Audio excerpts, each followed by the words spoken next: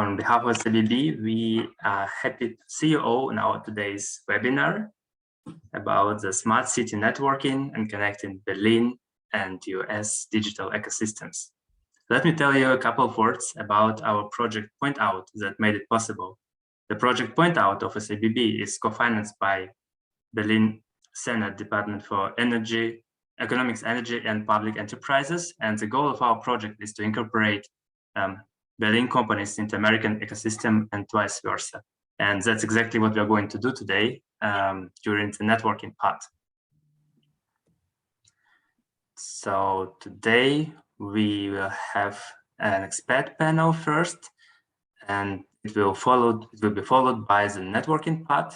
After that, we'll have a presentation of the best case by one Berlin company that made it in the US. With all that, let me start with welcoming remarks from our event partners. And the first person that I would like to invite to the stage would be Kristina Garcia, Managing Director of Berlin Business Office USA, the strategic partner of the Point Out project. So, Kristina, let me there's a lot of topics now in that. Thank you for your kind introduction, Nico. Hello and howdy, everyone. Thank you for being here.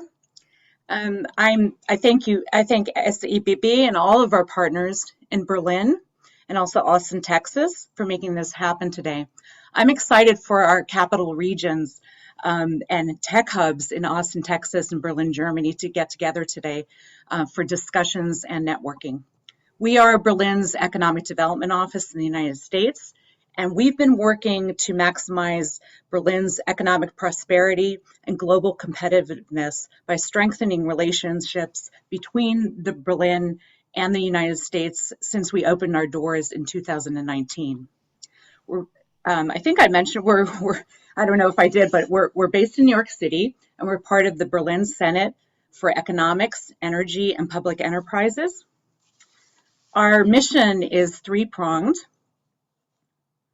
And we support Berlin companies to enter the US market. We support US companies to expand to Berlin. And we market Berlin's startup ecosystem. All of our location advisory services are cost-free and confidential. And our wish for you today is to gain new insight from our respective smart city ecosystems and make valuable connections. My colleagues, Sebastian Serafin and Noel Pinter, are also here today, and we look forward to talking to you and learning how we can help you achieve your objectives. We always say, and I really believe this, that it's never too early to explore new markets. So let's hear from the experts now. Thank you. Kristina, thank you a lot. And let's proceed with the next welcome word. Today, Amber Gunst excused herself from the event. So let me introduce Rachel White, marketing from Austin Technology Council. Rachel, this stage is yours. Hi everyone. Yes, Amber is traveling. She's actually hiking this whole week that's how she's celebrating her Thanksgiving. So fun stuff in Marfa, Texas.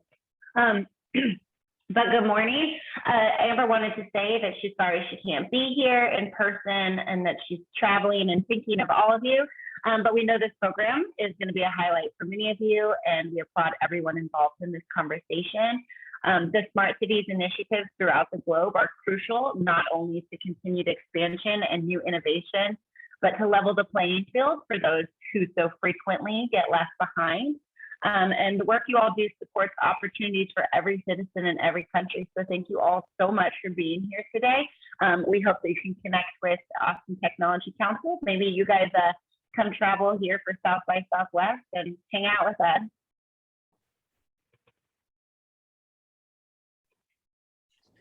All right, Rachel, that's been the plan for 2022. And yeah, actually I would like to use this opportunity to share a couple of words that as a SIBB, we also plan delegation to the East Coast of USA in March of 2022. But I really hope that in the future we will visit Texas and Austin ourselves. In the meantime, let me give the word to Robert Lenk, the moderator of today's expert panel, The Future of Last Mile Mobility. Yes. Hello, everybody. Good evening to the German colleagues and good morning, good day to the US. Always a pleasure to be part of a transatlantic networking. I want to introduce you briefly to a Berlin partner. We are the economical development agency of the state of Berlin. We are a public-private partnership. First, we have agile and super partners around the globe, like Kristina. But on the other hand, if you zoom really in, you can maybe identify the one or the other logo.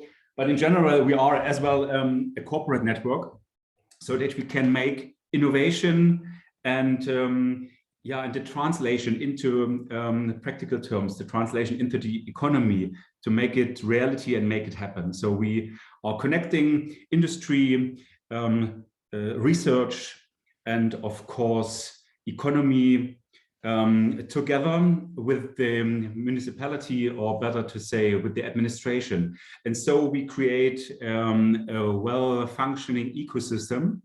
And of course, we are highly interested in strengthening both of our ecosystems in creating synergies. So tonight is not about the final solution.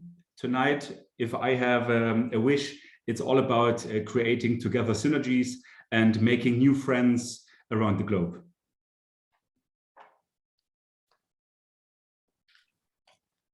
Robert, thank you for introducing Berlin partner. And I think at this stage that also make introduction route for our experts. And Robert, I hope you could proceed from this stage.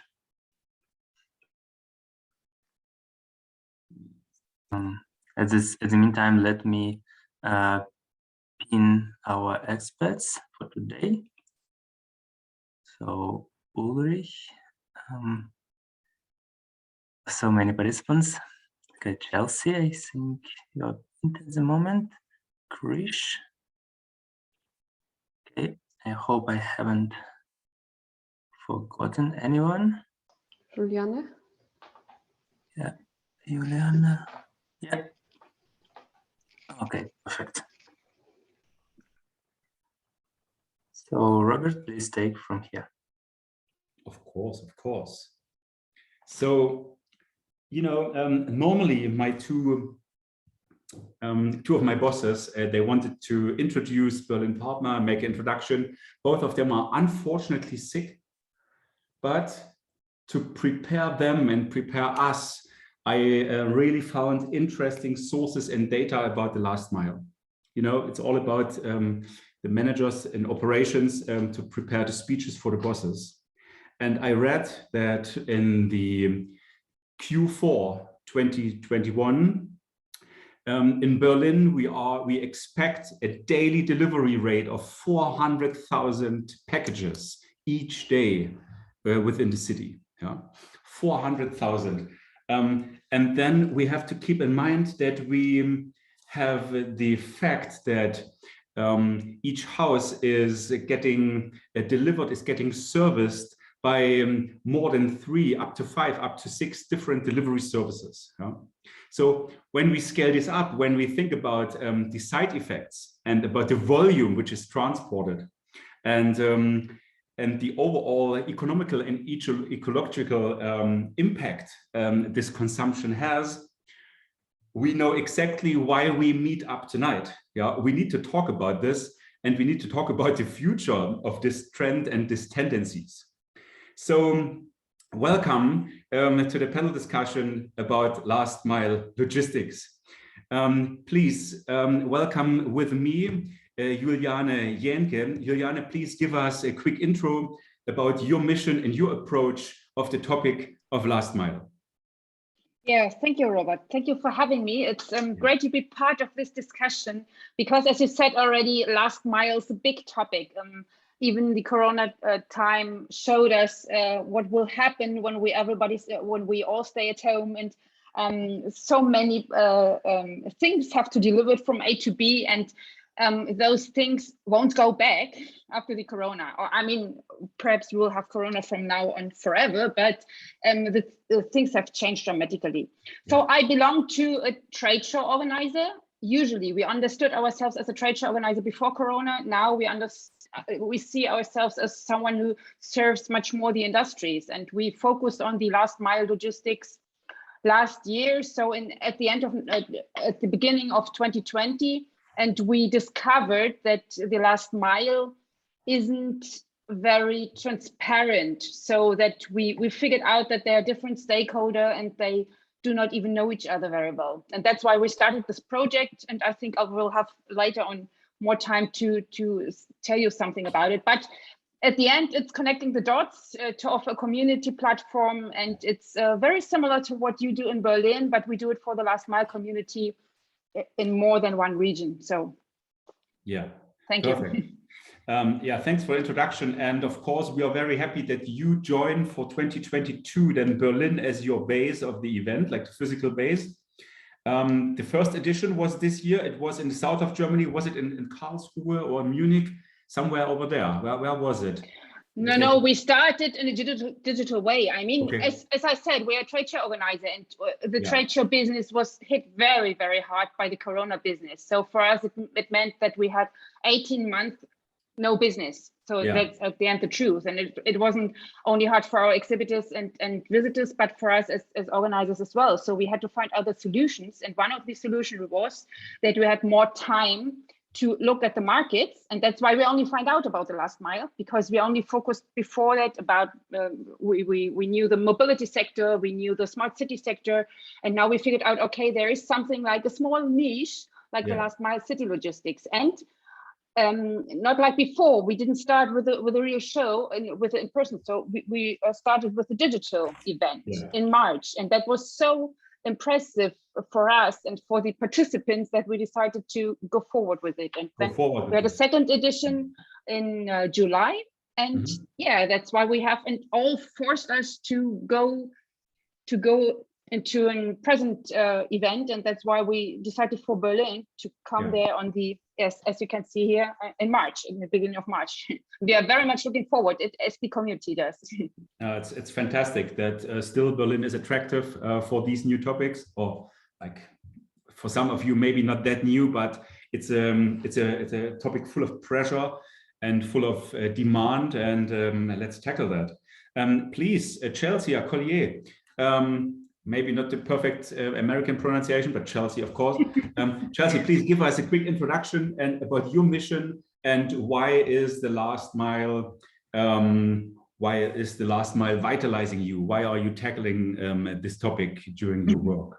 Yeah, thank you, Robert, and thank you to all of the organizers. One of my favorite things to do is bring communities who are geographically separate but have lots of common overlap. So that's what I spend my days doing. I'm the founder of Digi.City, which is a forum that I created in 2016 to look at smart cities in the US and China, and then later across Europe, looking at best practices and not just the technology aspects of smart cities, but smart cities for the social good and how we can use this really exciting time where we're driven by data analytics and connected technology to solve some of our social and civic issues. So one of the reasons why I'm very happy to be here is I have a long history working with the German community through South by Southwest. I'm able to work with the delegation that comes to Austin, Texas, where I am based, thankfully. Love the city, and very happy to always, kind of being the translator, maybe not in language, but in perspectives and in experiences, and trying to open opportunities so we can all learn from each other. The topic of last mile and logistics is particularly important because it's a great illustration of what happens in smart cities and what we're seeing at this time in history, a lot of which has been fueled by the global pandemic and this shared experience, which is, we are having and will continue to need to come together across all 4 sectors.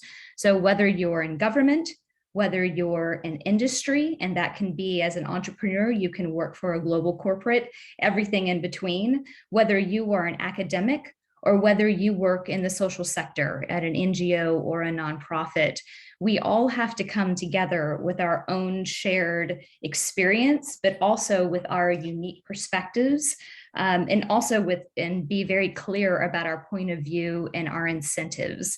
And I think last mile is such an interesting case study for that, because we as consumers are driving that activity, which has, of course, impact in the private sector.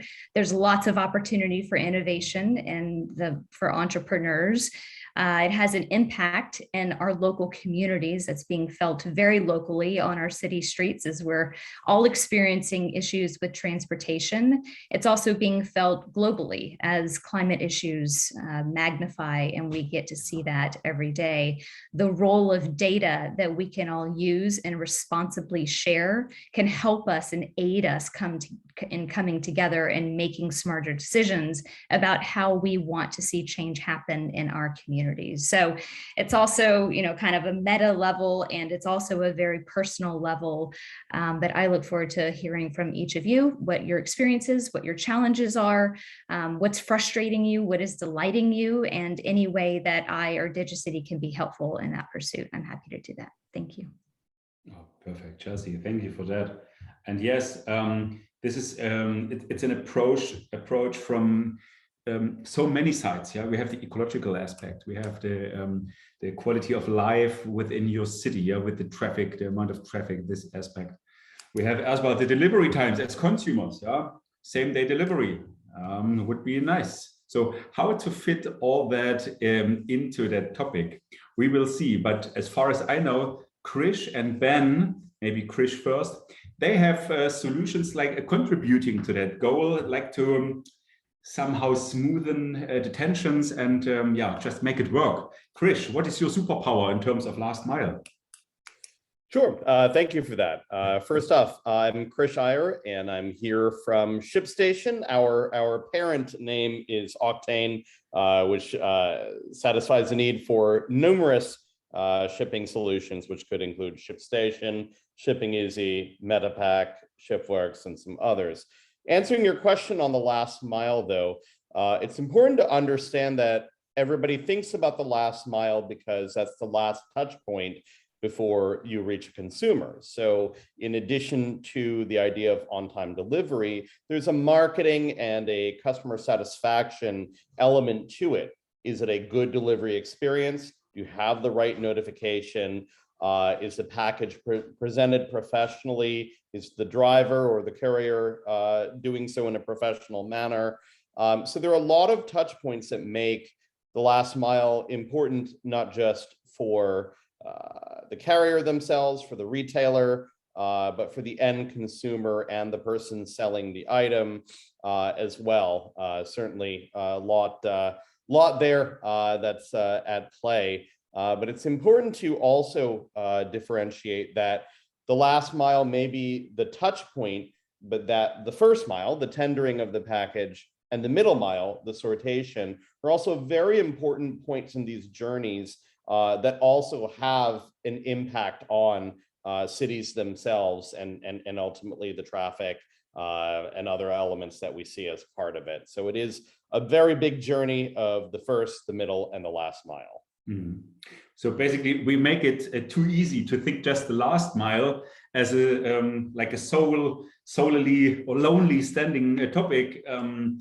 It's a circle. It's a circle of processes, and when you take one piece out of that and isolate it, you may get trouble on the other side.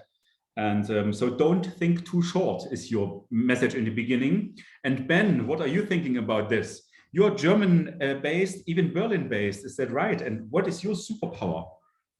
Correct. Yes. So what is our superpower? Our superpower is actually in exactly what has been mentioned before. Yes. It's enabling companies and in particular transport companies or large retailers with own fleets to provide same day and next day delivery to their end customers. And I think that comes with a lot of challenges that have already been mentioned: the middle mile, the last mile, the, let's say, balance that you need to find between, let's say, efficiency, between customer centricity, between reliable planning and communication to end customers, but also incentivizing and motivating the last customer touch point, which is the handover of the parcel, to be according to the requirements of your partner that you're delivering for. And these are, let's say, the challenges that we are facing. And I think our superpower is really in the enablement of, let's say, organizations, but in particular, the crucial personnel, which are the delivery drivers themselves, through an incentive system, through a gamification engine that we have implemented to really create an exceptional customer experience at the doorstep. But that does not, let's say, does not neglect any of the other challenges that have already been mentioned, such as efficiency, routing, local congestion in cities. These are all challenges that we are also very concerned about and trying to find proper solutions for. Just today, we announced a cooperation with Toyota and a British e-cargo bike manufacturer that we're trying to create, let's say, locally emission-free delivery solutions. But again, these are, let's say, very slow, or let's say evolving solutions. We really have to work hand in hand also with other carriers to create an impactful solution in the long run for the last mile. So that's also why I'm really interested in, let's say, hearing from cities, hearing from municipalities, but also other carriers that have experience and similar challenges as we do. 100%. Yeah, to get a voice from cities and municipalities, going to get difficult. Some, I know it from Hamburg, they are really tackling it like a hot topic, and others like the city of Berlin or the federal state of Berlin with like 12 large cities within. You know, it happens how it happens a little bit, you know. Es gibt keine Stabsstelle. Yeah? So when something goes straight to the mayor, you know, it's a Stabsstelle. We don't have it for that, but we need it for smart city and the last mile, maybe for the future.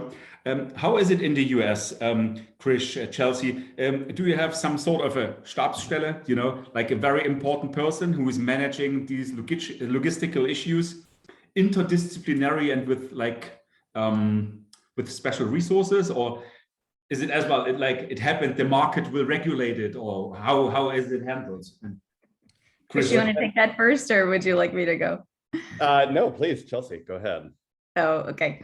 Well, I think while I would love for there to be one answer for every community in the US, of course, in our lovely democracy, things are a bit more complex and complicated. So every community is different. And that's one of the biggest challenges and also areas of opportunity that we're seeing in smart cities, which I think applies to the area of last mile and logistics, which is there's not one single entity a go-to. Instead, what some of the more successful communities have done is formed a third-party entity like an innovation alliance. ATC often fills this role in Austin, where it's a safe place for industry, academia, government, and civil society, you know, kind of the nonprofit folks to come together where no one has to take that lead. Yeah. Everyone can come together as equals and co-create and collaborate. I think for the private sector, this is particularly important because as Ben was saying, you're having to collaborate and cooperate with your competitors, and that can feel very strange, but it is essential that we create some frameworks and best practices on how to do that. So when you have that kind of extra space where people can get together and all be on the same level, then you start to hear different shared perspectives, and it's a much easier way to move forward. Yeah. We don't quite have the models on how to do that yet. We're creating them in real time. So it is messy. It is not perfect. It's very creative, but it's happening slowly but surely. Yeah, I understand. Krish, anything to add, or is she speaking out of your heart? She is, but she's speaking out of my heart in more than one way because I'm talking about collaboration and ways people can work together on these initiatives. I would be remiss if I didn't also mention we do have an organization. I serve as the vice president for the Package Shippers Association, which does collaborate across carriers, across entities in our industry to advocate on behalf of shippers here in the US. But that's definitely an area of opportunity for the future. The only thing that I would add to it is the idea that in cities where a major carrier has a hub, meaning a very, very, very large sortation center, oftentimes many businesses have then ultimately located or had warehouses close to the hub to take advantage of short distances and times. And oftentimes that carrier and then the ancillary warehouses that these large retailers have provided has then created somewhat of an ecosystem to be able to have that level of communication, but more likely than not, it's somewhat informal or because of the fact that they're so closely guided together. But definitely in cities like Memphis, Tennessee, where FedEx has their hub, or in other cities, DHL having their hub in Cologne, Germany, or I've said it incorrectly. Is it Köln? Is the correct? Köln. Okay, thank you. That does tend to happen, but probably not as formally as it should. So. Yeah, I see. So it's synergies of like, but it's like not pre-planned by a municipality. It happens then by the market, which creating the demand. Yeah, this is a pity because it's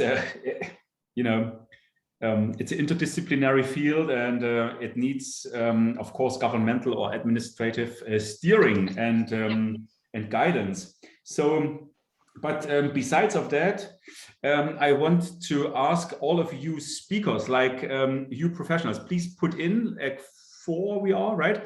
Please put in your LinkedIn profile links. Yeah, you can now here, like, if you have one, put it please in the chat. And in the meanwhile, Nikolai, please tell me how much time do we have in maximum for the following discussion? Because I have like 4 real important topics. I'm not sure after this lively introduction if we really can tackle all 4. How many minutes do I have left for the discussion? So 30. 30 minutes. 30. Perfect. Yeah. Okay. So I think you have enough time. Okay, good. I don't have to kill anything. Yeah, ladies and gentlemen. So on the radios and the computers, take a drink. We go in the next 30 minutes through the topic of like localization, or like the locations, the speciality of the last mile and the preconditions. We talk about vehicles. Yeah, what are the trending topics in terms of vehicles? Because we know that the diesel-fueled transporter is an outrunning species. We don't like it in our lively and healthy neighborhood. Yeah, we want something else. But is it really the electric drone which Amazon is promoting? I can't believe that any city in Germany will give permission for drone delivery, except medication or a new liver or limb or whatever. But a normal parcel, I think it will never come with a drone, just because it is fact. So how will we drive the last mile? And then it's your turn, ladies and gentlemen, because we open then the discussion, the role of entrepreneurs, and finally the role of laws, so that we all take some homework. You know, we see ourselves as a round of professionals, and our world and our learning from tonight can have a nice impact about our surroundings. So we all have connections into the governmental or like administrative institutions. So it's important that we share our knowledge afterwards with them. But on the other hand, of course, it's all about your business growth. So we try to identify which synergies we can create. For example, Ben Stolze finds an interesting business partner over in Austin or somewhere else in the US. And same for Krish, you know, that we get a deep dive into your technology and we can identify synergy partners for your expansion plans. If you want to expand expansion plans, yeah, you know what I mean, you know, when you want to grow your business overseas. So this would be fantastic if you can reach that. But first of all, please tell me the last mile. I gave you this intro about Berlin, 400,000 packages during the Christmas time each day. It's a 3.7 million city. So it's quite a number, but I think it can get worse. By the way, thank you for your links in the chat, and please, all the participants, of course, feel free to add these professionals into your LinkedIn network and follow their posts. So 400,000, and we don't have to talk about synergies between the different services this time, because everybody comes on his own and they come even twice. They're having different rounds. You know, DHL is coming twice a day then to a certain house. How is it in the US? Is it the same? You have taller houses. How does that work? Are your delivery, do you have like more delivery vehicles, or are they bigger than the traditional like Mercedes or UPS cargo van? How does it look? Chelsea, Krish, please, what is the last mile in the US like? It's a mess. It's a mess. The simple answer is it's a mess. I think I need a glass of milk on that. I'm sorry. I need a glass of something else to talk about the last mile. But jokes aside, the reality is the carriers in the US, particularly FedEx, UPS, the US Postal Service, have now put on fairly staggering fees and surcharges on packages that aren't easy to go on their network, things that are oversized. And those rules tend to get smaller and smaller and more cumbersome every year. So on one hand, we're ordering things like desks, like furniture, other items that may not fit in the traditional parcel sense. On the other hand, the carriers are getting stricter about it. So now you have what I would call a perfect storm of a problem in the last mile of more people ordering different things that they wouldn't have traditionally done, big demands on the networks. That does mean that newer specialty carriers that can focus on the last mile, especially with some of the backdrop of items that we've talked about here, become very important.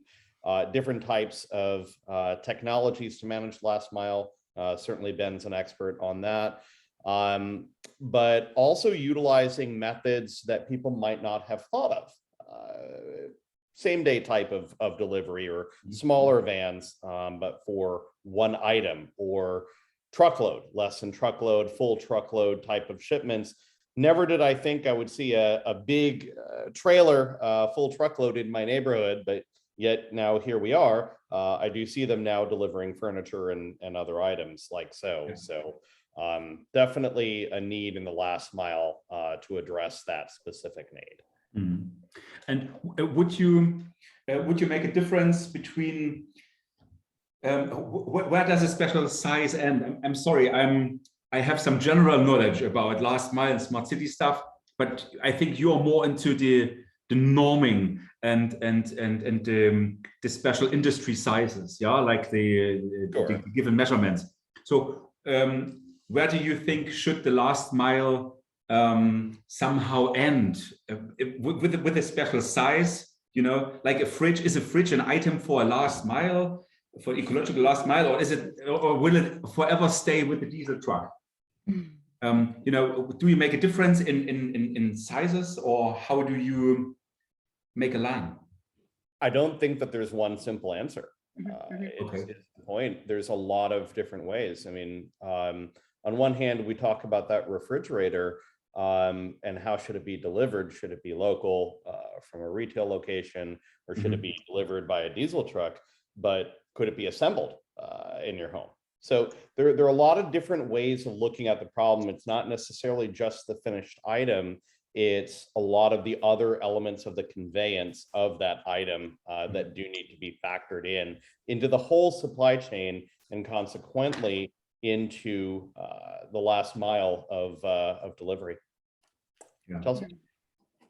Yeah, I completely agree. And I think this is such an interesting part, Robert, that you brought up, where you have the market drivers on one side and government policy and perhaps a regulatory environment on the other side. And I think this idea of last mile, specifically around large items, is a perfect example, because there could be, you know, the market drives that reality and government does not have any influence on the regulatory environment, or it could be government has very strict rules about this and the market has to adjust to those rules. And the interesting part is that in the US, every single one of our 20,000 municipalities, not all of those are large, of course, has a very different set of rules and regulations. So when you're talking about being on the kind of logistics side, whether you're a shipper or producer, on the e-commerce side, you have to adjust to those patchworks of regulations. And it's all determined by the city characteristics. So a city like Boston, very historic districts, narrow streets, many of them cobblestones, very difficult to navigate, is going to have a completely different focus than a Frisco, Texas, you know, with wide open streets and lots of space, lots of master plan communities and these kinds of things. So, Krish, I totally agree with you. It is not a one size fits all, which is why it is so important to have this conversation across sectors and not just one group leading the reality, because consumers ultimately are the ones who are affected. Yeah, can I add something to that? Yeah, please, of course.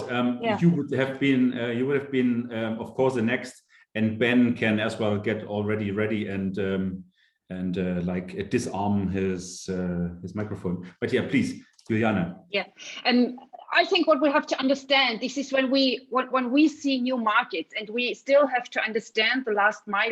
I mean, it's not really a new market, but it's now much more visible than before. I mean, we had packages in the cities before, but we didn't have these massive volumes of packages. So this happened only the last month. So, and that's why we focus on the topic much more than we did 2 or 5 years ago. So this is what we have to understand, that this is a kind of new market. And that's why all the market players do not know each other very well. And when we speak about the market, then we have I mean, we heard about the data, we heard about the stuff. So, and when we made a first market research this year and asked the community, what are your biggest points? One was stuff. And this is what we cannot change, unfortunately, because when there is simply no stuff, or the stuff is, if there is no stuff available, then this is one problem in itself. So, but the second one, data, we can speak about the data, but then we first have to know all the processes behind it. So do we speak about efficiency? Do we speak about the touch points to the customers, that it's smart so that they know when the package will come or where is it right now? So all these kind of things. And this is what we didn't solve right now. Which kind of data do we have? And all the players, are they ready to give their data into kind of hub so that everybody can use it? I mean, this is, you know this from the smart city context as well. So we have a lot of data that we speak about that we don't know. We know the owner, but we know that the ownership is not always very clear. That's the legal problem, yeah. And that we have to discuss, okay, what kind of data do we need to make the last mile more smart?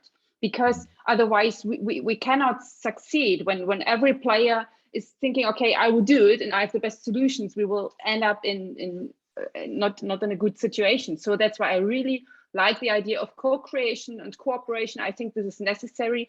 And as well here in Germany or in the DACH region or in Europe, co-creation or to work with competitors, and we have here competitors, that's really not easy because they first try to solve the problem for themselves before when they find out, okay, if I really don't have an idea how to do it, then at the end they have to see okay, we'll work together. But as they say for the US, it's the same here. We need for every city individual solutions, and sometimes it's these are the cargo bikes here for Germany, because we like the bikes anyway. We started to use them much more than last years, and I think for the Germans, bikes are nice vehicles to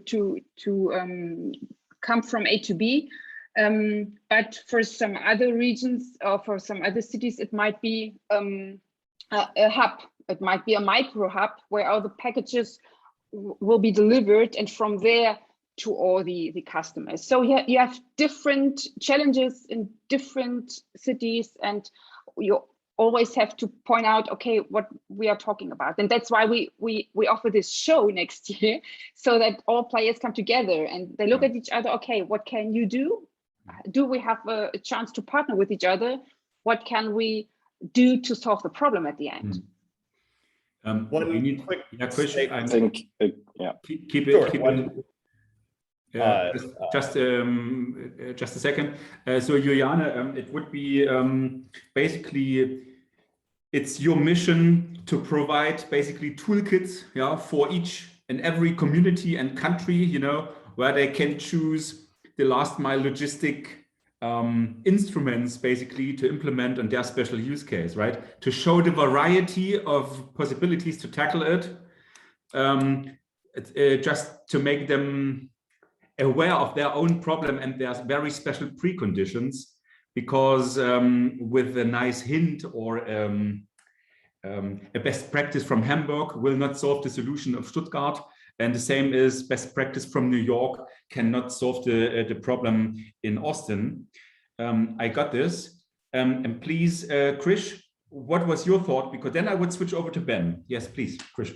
Sure. The only thing I want to say is one of the judging by the fact that everybody on this call is smiling and talking about collaboration, I think it's important to remember that generally this conversation only tends to come very after the fact, where municipalities will point their finger and say, you are a problem, last mile delivery companies. So the aspect of collaboration and innovation and sharing of data and thoughts tends to not happen, because it tends to be a very adversarial conversation. So I certainly applaud Juliane and everybody on this call for wanting to take that conversation much earlier in the process. 100%. Ben, so Yes. out of your experience, is it all messed up, or did you meet as well some customers or municipalities which are able to handle the complexity of the last mile? Well, I honestly have to say that from our first-hand experience, I think the situation is even worse. Because the situation is as follows, and this is a fact, because we are let's say making our clients sensitive for what they are currently working on. So I'll give you an example. There are lots of e-commerce players that are not content with the service level and the services in general that are being provided by the mainstream carriers. So that's a big issue, because now they are endeavoring into different areas where they actually want to create a solution themselves. By that, not consolidating volume anymore, which essentially leads to lower efficiency, thereby more congestion in the cities, bigger fleets, more vehicles coming onto the streets. And this is a very, very apparent problem that's currently taking place. So just to give you an example, one of the big players that's also known in the US is probably HelloFresh. German-based company with those grocery or this food boxes. They say, well, if we want to, delicious, but the requirements for that is pretty high. So they want to have, let's say, emission-free delivery. They would like to have very, very customer-centric service levels that they can provide. But also what they want to have is probably refrigerated vehicles in order to reduce the wrapping and the packaging, especially the cooling parcels. So these are things that a DHL, a FedEx, the UPS simply cannot and will not be able to provide. And this is why they're actually looking for their own solutions. However, thereby creating less efficiency in the marketplace. So we're not really just talking about collaboration between or among carriers, but we're actually talking about collaboration also among the e-commerce players and how you can, let's say, categorize particular needs that they have and then create, let's say, somewhat fitting solutions for these kinds of players, and let alone all the ones that are coming up recently with groceries, with food and whatnot. This is making things even more complicated. So we really have to, let's say, pick a broader scope, and especially when we look at the companies that are involved, to really create a bigger picture. And yeah, let me not just talk about passenger mobility, which is also some source of, let's say, transport that could be in the scope of the discussion. Very good point, Ben. Very good. That's exactly what we experience as well. But you're right. The different type of products which are pushing on the streets, they're pushing, of course, on the last mile, making things even worse. Yeah, it's not. I didn't thought about HelloFresh. We had them in a call. It was about electric fleets. Yeah, we were talking about like commercial electric fleets, do's and don'ts, and all of that. And they are very aware of what they are doing and what they are causing. But what can they do? I mean, they need to do their business, and they need special transportation, and they need individual hubs. You're right, and they are not the only ones. I mean, we have the next very well-known example from Germany is these are the Gorilla. The Gorillas, and they are cargo bikes, and they try to. I mean, everybody's saying this is a huge market. You have to invest it, and that's the future. And now we have the discussions already. Do we really need our groceries within 10 minutes of time in cities like Munich or Berlin? Is that necessary? But this is the wrong question. As long as there is a market, and as long as people use these things, that will happen. And people and companies like Gorilla, they will grow. And so we have this additional traffic on the streets, and we have to deal with it, because this is not old traffic, it's new. It comes another ad. So, and this is exactly what Ben told us. Yeah. Juliane, I think that's such a great point. And I want to bring up a point that you brought earlier, which is data can be our savior here. And this may be a controversial topic, or it may not be. I don't know. The audience can kind of tell us. But the idea of a community-owned digital twin where you can simulate some of the things that are coming, that are already here, and then anticipating the next wave of innovation that doesn't even exist yet. Maybe it's drones, maybe it's something we haven't even thought of. I know in Hamburg, they're looking at some digital twin technologies, which is really pretty sophisticated. I know the city of Gothenburg in Sweden is making some real advances there. For the US, digital twins are a bit out of reach. It's really difficult for a municipal government, for a city to be able to architect it. Most cities don't have the talent on staff, or it's too expensive. So this is yet another reason why that cross-sector collaboration is so important, because the cost can be shared as well as the benefits. So you can model different ways to approach this in a community and have data visualized where you can say, hey, here are some efficiencies that you can't see as an individual contributor to the kind of urban congestion, but we can see it because it's zoomed up. Let's work together on a solution so everybody can get their needs met. And I think this is the future of where urban planning is going. But you're completely right. But I mean, digital twin is the one thing. This is still a digital twin. And then again, we need the data. We need the data from every single company who's in the city, and real-time data. This is what we need. So we can have some experiences, and we can make some, can show, okay, what would it look like if we need for instance, public transport. We see some research companies, and they try to use the public transport system for the delivery sector. This is not very well known yet, but why not? Yeah, that could be one solution. But again, all the players have to play together, because we need still the data to simulate that as well. Great point. In respect of the time, we need to rush a little bit through the next topics, but still, this is so interesting. Can the governmental side be a savior as well when they regulate, when they force the market, the actors in the market, like the companies in the market, the players, when they force them to a cooperation in giving special targets for communities, for areas, or in providing infrastructure that they have like public storages for parcels, right? Where everybody can put his parcels in and not branded only DHL or whatever. What can an advice look like to a city council, to a city government? I think you already mentioned one of the most crucial aspects, which is something like a parcel locker. So one of our biggest competitors from Sweden, Stockholm, they're called Budbee. They actually raised a fund with which they are now building infrastructure for parcel lockers. And these will be very, very crucial to, let's say, reduce congestion, to increase or maintain high levels of delivery rates, right, or delivery success rates that you'd like to achieve in this business, because it pretty much dislocates the delivery from actually somebody being present in their own home, and it gives you 24/7 access as compared to, let's say, particular gas station, other shops where you may only have, let's say, particular service hours, but here you can actually take these things out, store them there for a particular amount of time. And this is something that, as you said correctly, DHL is pursuing this, Amazon is pursuing this, but they're only limited to the very one provider that we're looking at.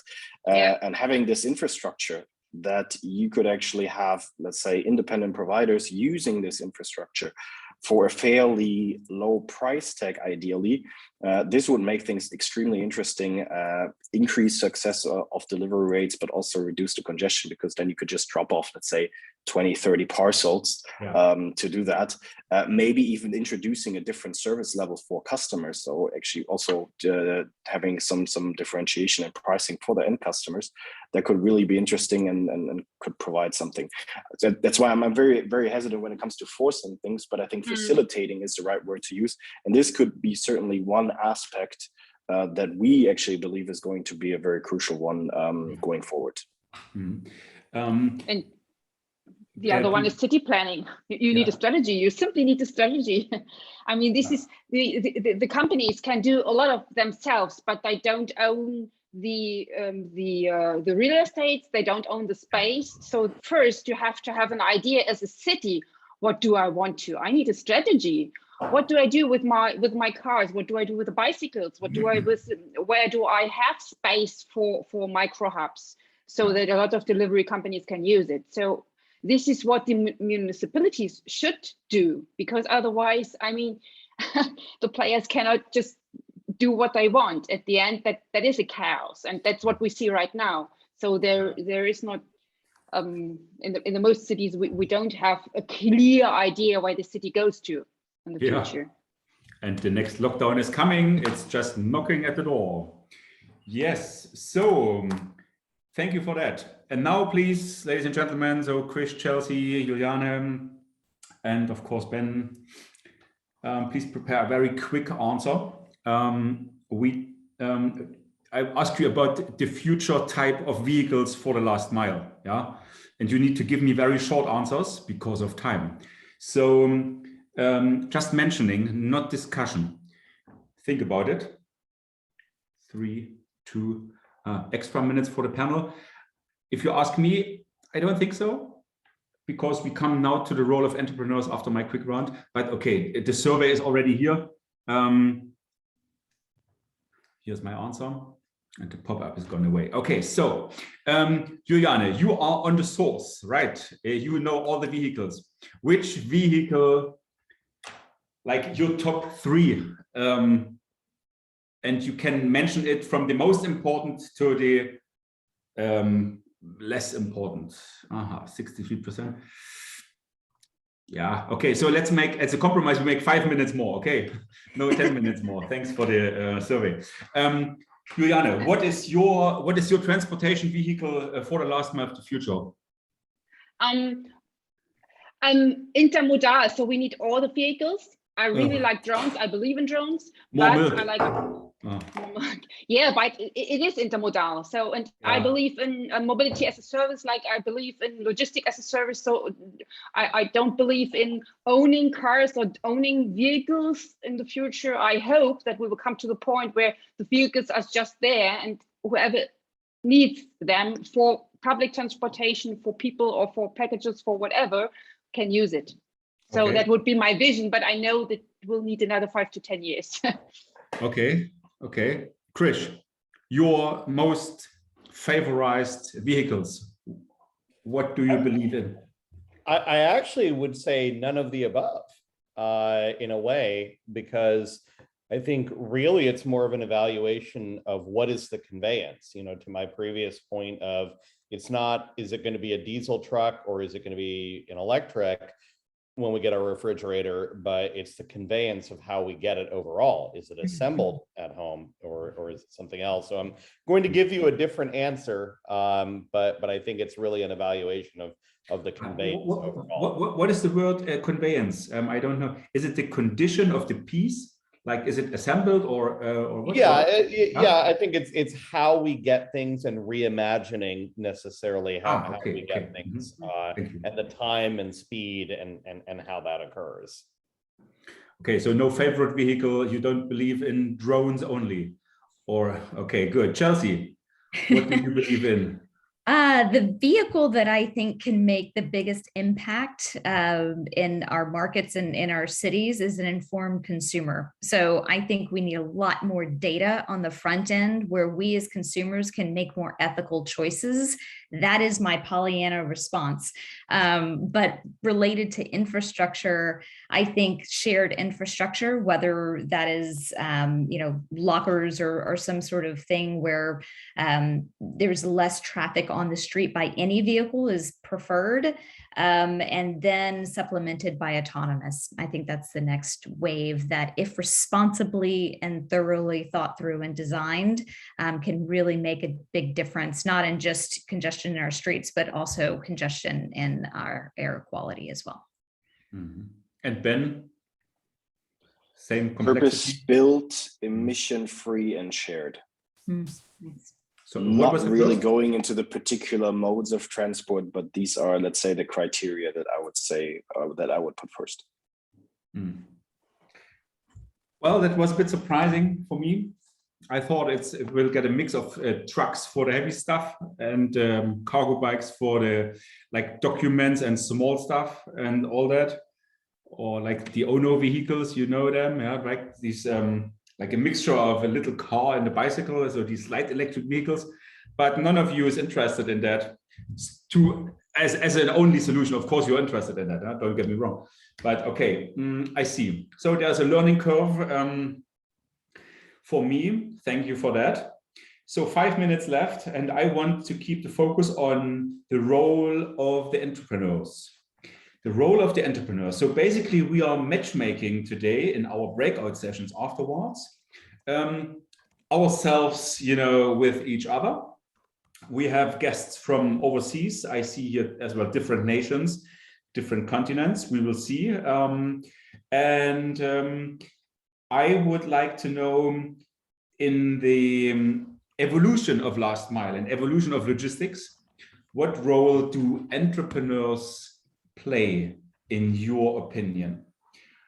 Are they more, do the big player like the GLS and UPS and you name it, do they really take advantage of the disruptive entrepreneurs, or are these still sleeping giants, waiting that disruption is coming over them? What's going on, and what role do the entrepreneurs play at the moment and in the future? Chelsea, and maybe afterwards Krish, but first the US side. What is your experience? It's a really great question, and I hope one that we all ask more often. I think entrepreneurs and innovation have a critical role to play because they are closest to the consumer. They are solving problems that don't make sense yet, perhaps in the marketplace. I think large enterprises, the UPSs, the FedEx, the Amazons, are getting better about how to speak to and support entrepreneurs. But I think they are very challenged when it's just enterprise talking to enterprise. You need a third party to come in and run pitch competitions to help these entities frame smarter questions, to understand what the real challenges are, to bring in government players. So it's not just an enterprise to enterprise B2B conversation, because the impact is always felt in our communities very locally. So I think it's getting better. There's still a long way to go, and we really need to support those ecosystem builders, those startup ecosystem builders who are right in the middle of solving challenges. No one can do it by themselves. Yeah. And Krish, what about you and in your experiences? Do they really listen to the disruptive guys, or is the market now like spreading into the old school and new schoolers?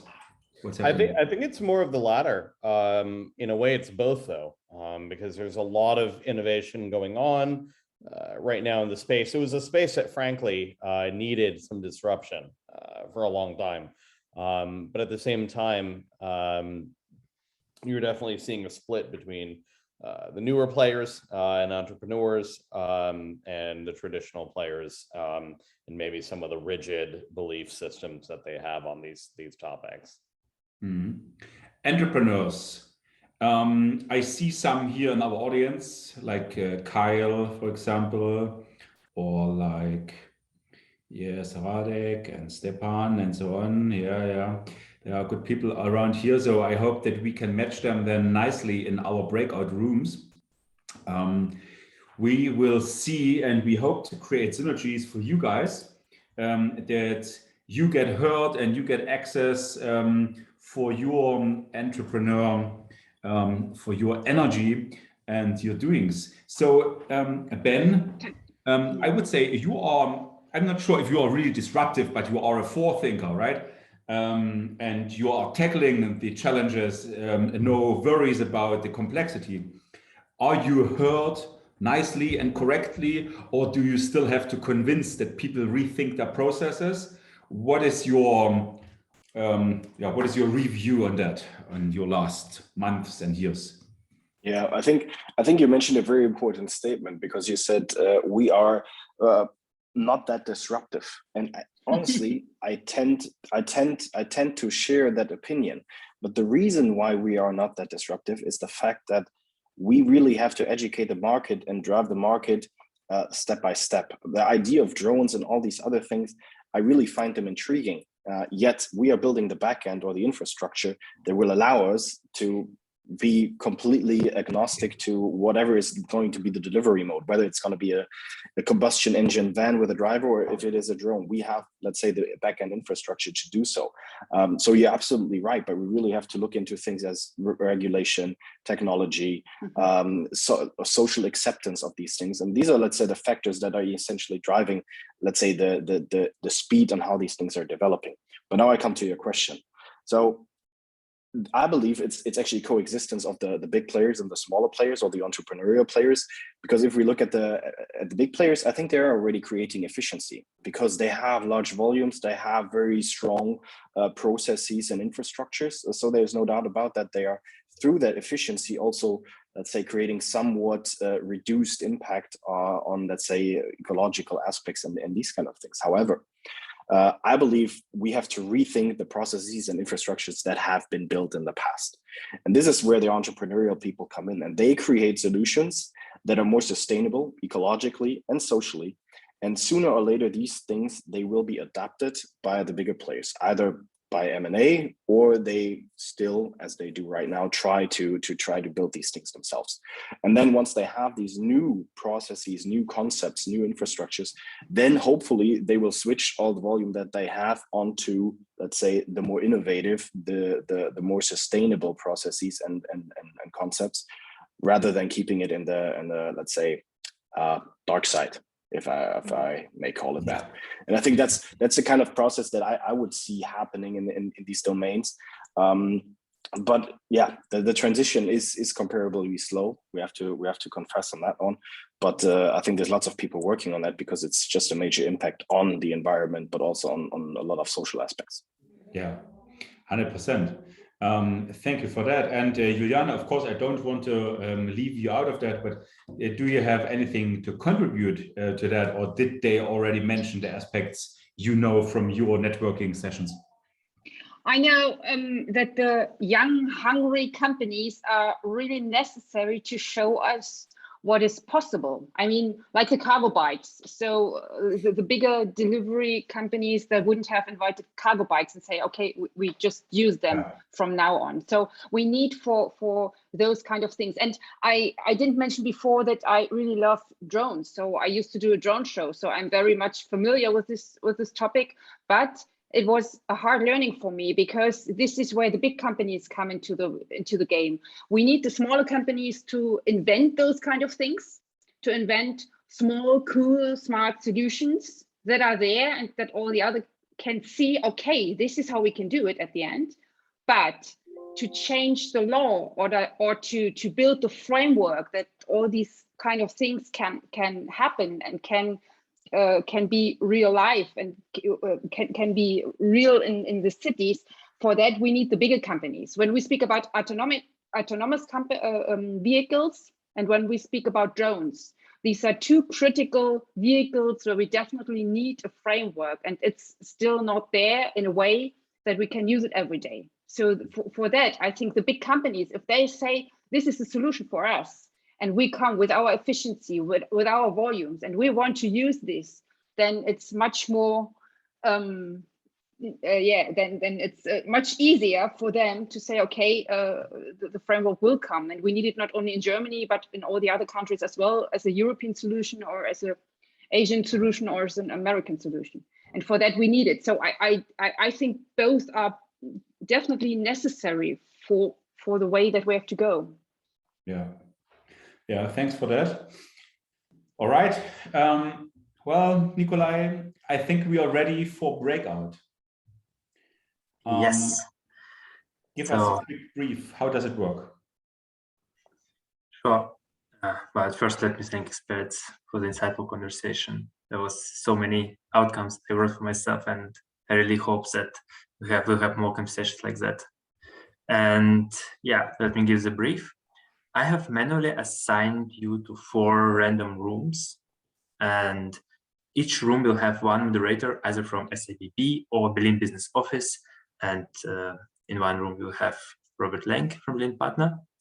At this point, we will have around, well, we have 24 now, so 6 people in each room. We assume that you have like 10 minutes for the network. And then we will invite you to the main stage, and then we will decide if we will need second round or not. That would be, I think, the best, because yeah, I see one person left already.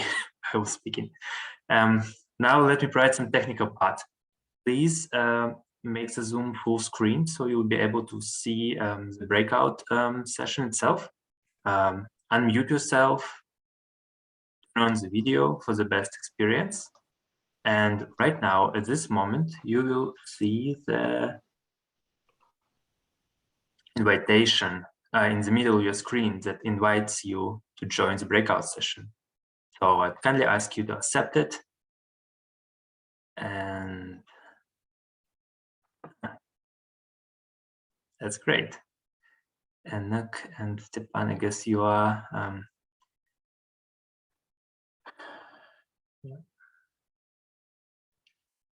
Martin, Stepan, Zeiken. Okay, super. So I guess just a warm welcome. I will share my screen.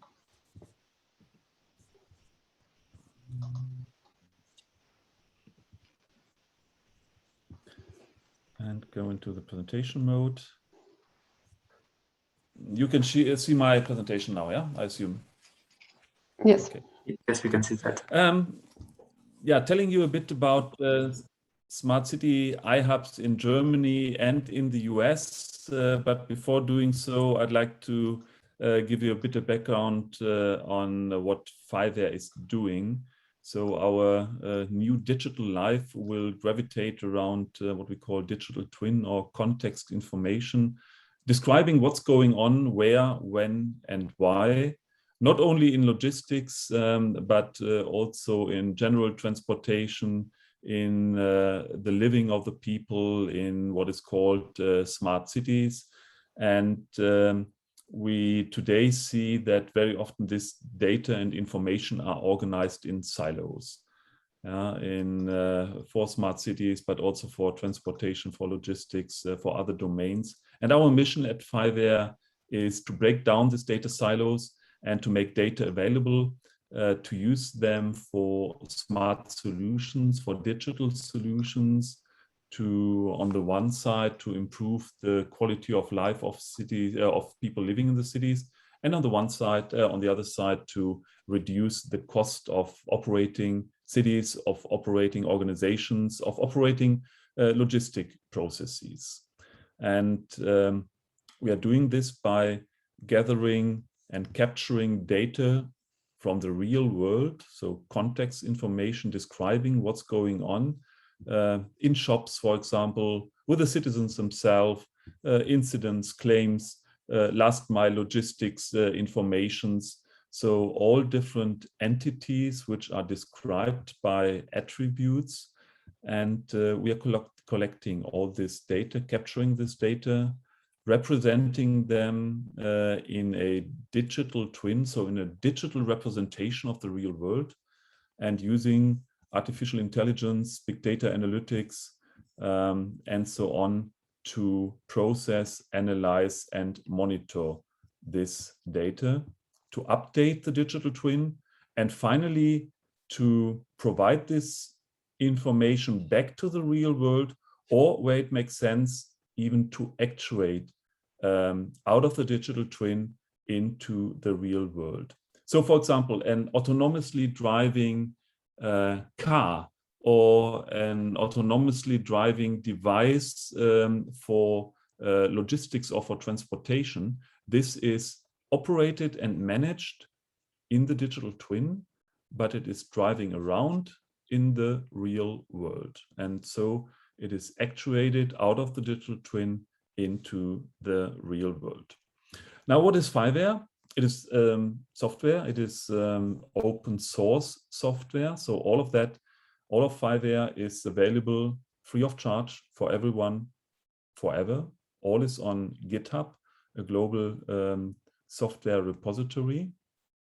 And out of this open source components or building blocks, we call them generic enablers, the Fiverr Context Broker is the most important one.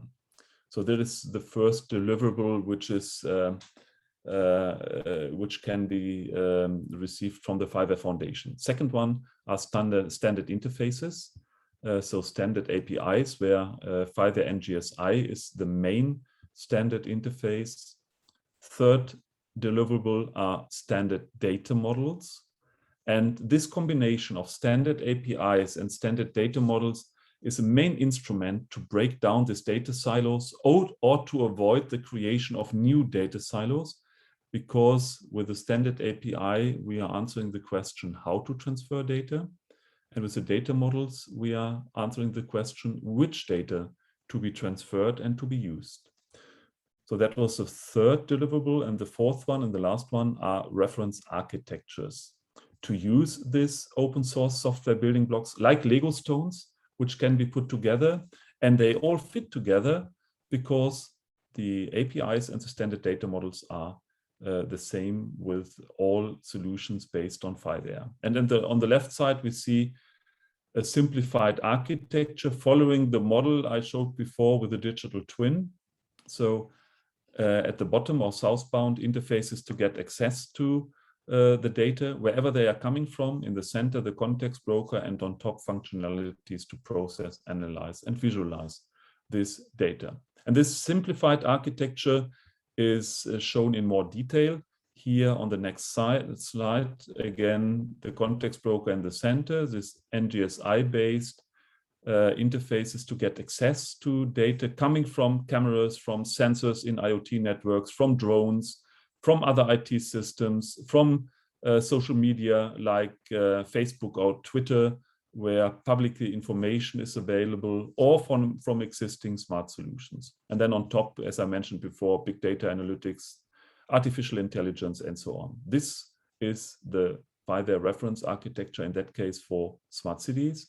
And in the meantime, more than 250 cities in 30 different countries are implementing their smart city based on Fiverr technology. And with this, Fiverr is the globally leading open source technology for smart cities. Born in Europe, adopted intensively in South America, in India, where it is the standard in the meantime for Indian cities. In Japan, the first 13 cities in Japan started the implementation. But so far, we have only one city in North America. And for next year, it is clearly our target to increase the footprint of Fiverr also in North America. And before coming to the iHubs, I would like to mention one project and one solution which was launched 4 weeks ago at the ITS World Congress. Maybe some of you know this Congress on transportation solutions, international transportation solutions. World Congress, it took place in Hamburg with 13,000 participants from all over the world. And here we launched the mobility data space. So mobility data space, it is a platform where a lot of mobility, transportation, logistics providers, you see here companies like DHL, you see Deutsche Bahn, you see a lot of automotive companies, and also Fiverr. And we together created the mobility data space with the ambition to bring all mobility and transportation related data together onto one platform. And during the launch, I had the opportunity to explain the solution to our actual Minister for Transportation and Digital Infrastructure, Andreas Scheuer, with 2 use cases we provided to this mobility data space. So for those of you who would like to learn more about that, you may, of course, contact me. Coming now to the concept of the Fiverr Innovation Hubs. Think global, act local. And these innovation hubs are bringing together SMEs and startups, large companies, large corporates, research organizations and universities, industry associations, investors, and here especially the matchmaking between investors and startups is relevant, and also public administrations. They are creating a local ecosystem in the places where the iHubs are located. And the services of these iHubs are that they are a physical hotspot where people come together and get experience and build up an ecosystem on Fiverr, where trainings are done in the iHub school, where testing, piloting, certification can be done. So there's also Fiverr installed in these iHubs. They are acting as a business mentor and creating a community, a local community. Again, think global, act local, and these iHubs are an instrument for the Fiverr ecosystem to act locally. And so far we have 26 different iHub locations worldwide. And recently one in Atlanta was opened. And we have one in Austin in Texas. Although here we have a very sad situation because very few weeks ago, the head of this Fiverr iHub passed by due to COVID. And we are still in the recovery phase there. but looking at the list of these different Fiverr iHubs, the one in Atlanta is purely focused on cities, and it is operated by a company called Digi.City Connect, mentioned here, and that's also the name of the iHub. And the maybe to mention also here the column on the right side, we have different service levels or different categories of iHubs. The most advanced one is the Fiverr Zone in Seville and Malaga in Spain. Then we have some with advanced services. Atlanta is one of those with the standard services. And on the second page, we see some which are in the incubation phase, so still quite new. And the one in Austin in Texas is also one of the incubated ones. This one is called the Texas Project iHub, and it is a consortium between these 4 partners mentioned here at the bottom line of this slide. Vertical focus is on health, cities, energy, industry, and water. And this would be, at least for those of you who are from Austin, a good connection point to get access to the Fiverr ecosystem. And I think that's it, to keep it very short and within the given time frame which was agreed. This is Fiverr, the open source platform technology for our smart digital future. And with this, back to the moderator and open for your questions and discussion. Thanks a lot. Thank you. Would we be able to, I'm not the moderator, but would we be able to get your presentation? Yes, SIBB already has my presentation and more than open to share it. As we are open source, everything of Fiverr is available. Wonderful, thank you.